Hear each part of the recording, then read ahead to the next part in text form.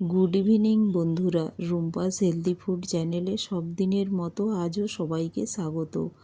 আজ আমি আপনাদের জন্য বানিয়েছি মশলা পটলের রেসিপি। আর তার জন্য কিছুটা পটল নিয়ে চলে এসেছি, আর ওটা ভালো করে ধুয়ে আমি কেটে নিয়েছি, আর দুদিকে একটু চিড়ে নিয়েছি।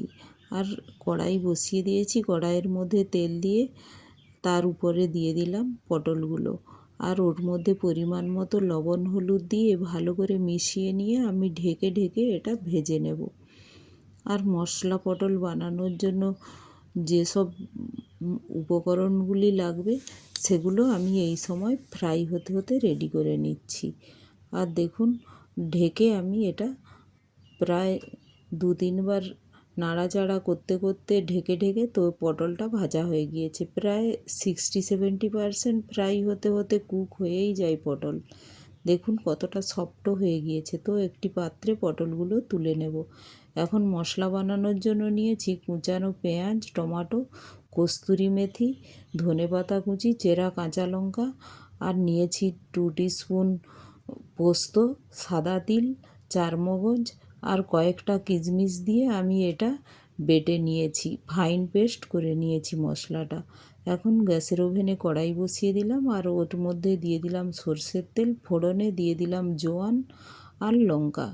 জোয়ান দিলে তার ফ্লেভারটা খুব সুন্দর লাগে। তো তার উপরে দিয়ে দিলাম কুচানো পেঁয়াজ। পেঁয়াজটা ভালোভাবে একটু ভেজে নিয়ে আমি উপর থেকে দিয়ে দেব টমেটো কুচি। টমেটো কুচি দেওয়ার পরে ওর মধ্যে দিয়ে দেব পরিমাণ মতো লবণ আর হলুদ, কারণ এটা তাড়াতাড়ি গলেও যাবে, দুটো একসঙ্গে প্রায় কুক হয়ে যাবে পেঁয়াজ আর টমেটো। দেখুন অনেকটাই প্রায় নরম হয়ে গেছে। তো এটা ভালো করে নাড়াচাড়া করে এখন আমি যে চারমগজ, পোস্ত আর সাদা তিল দিয়ে পেস্ট করে রেখেছিলাম ওটাও দিয়ে দেবো, আর কস্তুরি মেথিটাও দিয়ে দেবো। কস্তুরি মেথি দিলে যে ফ্লেভারটা ওটা খুব সুন্দর লাগে। আগে কস্তুরি মেথি দিয়ে আমি একটু নাড়াচাড়া করে নিলাম, তারপর এটা দিয়ে দিলাম। এটা কিশমিশও দিয়েছি। তো একটু ভালো করে পেস্ট করে নিয়ে আমি এটা রেখেছি, একটু ফাইন পেস্ট করেই নিয়েছি। এটা ভালো করে এবার কষিয়ে নেব। যেহেতু মশলা বানাচ্ছি তো এটা কষাতে কষিয়ে রান্না করতে হয়। মশলাটা ভালোভাবে কষা হয়ে গেলে তো ফ্লেভারটাও ভালো আসে। একটু আমি মশলা ধোয়া জলটা দিয়ে দিলাম, দিয়ে নাড়াচাড়া করে নিচ্ছি।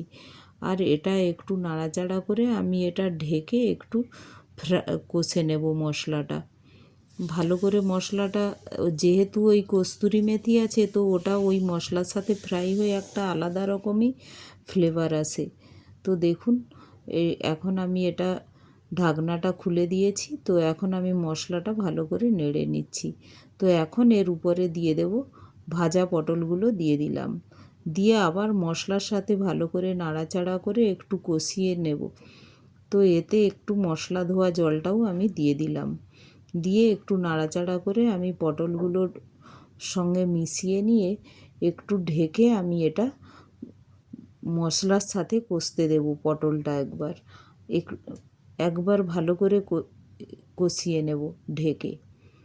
তো এইভাবে ঢেকে ঢেকে কষিয়ে নিলে কি হয়, ফ্লেভারটা খুব সুন্দর আসে আর পটলের মধ্যেও চলে যায়। দেখুন পটলের সাথে মশলা প্রায় কষা হয়ে গিয়েছে, দেখুন কড়া থেকে উঠেও যাচ্ছে সহজেই। তো এখন মশলাটা প্রায় কষা হয়ে গিয়েছে। তো এখন আমি এর মধ্যে দিয়ে দেব পরিমাণ মতো একটু জল। খুব বেশি জল দিচ্ছি না, যেহেতু মশলা পটল বানাবো তো পটলটার গায়ে মশলাটা লেগে লেগে থাকবে। তো তার জন্য আর একটু পটলটা কুক হবে, তাই এই পরিমাণে জল দিলাম। দেখুন খুব কম পরিমাণে দিয়েছি। তো এটা এইভাবে নাড়াচাড়া করতে করতে অটোমেটিক জলটা কমেও আসবে। খুব কম পরিমাণে দিয়েছি, পটলটা একটু কুকও হয়ে গেছে মশলার সাথে। আর এর মধ্যেই দিয়ে দিলাম চেরা কাঁচা লঙ্কা, আর দিয়ে দিলাম ধনেপাতা কুচি। আর দেখুন এইভাবে নাড়াচাড়া করতেই আমার কতটা জল প্রায় মশলার সাথে শুষে নিয়েছে।